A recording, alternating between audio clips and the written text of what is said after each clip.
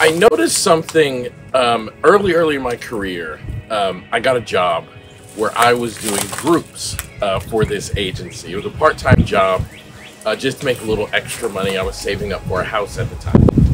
And I would go to the agency and I would sit and wait for the time of my group. I would go from my first job to my second job. I usually get there early and I would just kind of sit and wait.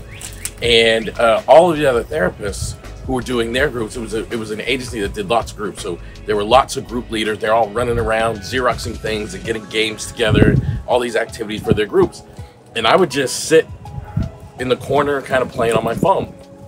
And one day, one of the therapists said to me, how come you never are like Xeroxing things, or you never go into like the room where all the games and things are to get stuff ready for your group? And I said, because I don't need those for my group. And she said, so what do you do in your group? And I said, well, we have a conversation that leads towards healing. And she looked at me like I was crazy. And I'm convinced to this day that most of the other therapists just thought I was not prepared. And we used to have conversations about like how you actually run a session. And I realized that a lot of therapists, they need activities just to fill the 50 minutes. And they rely on those activities and on worksheets and on games. And I want to ask you not to do that.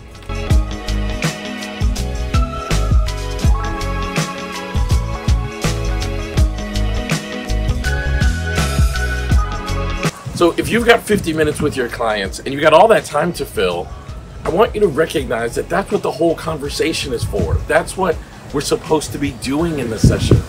Think about, like, I remember going to graduate school and studying all these approaches from Sigmund Freud to the most current things and everything in between, Adler, Jung. I don't remember ever seeing one of these people do worksheets in their sessions. I don't remember them ever pulling games out in their sessions. Like, psychotherapy is a conversation. Now, I'm not talking about things that are designed for games like play therapy. I'm talking about talk therapy. It's designed to be a conversation that leads to somebody's healing. So I want you to rely on that conversation. Now, the way that I share to do it is using solution-focused brief therapy, and with my colleague, Dr. Adam Frower, we developed the diamond, which is nothing more than a flow of how the conversation should go in the session, but rely on your words.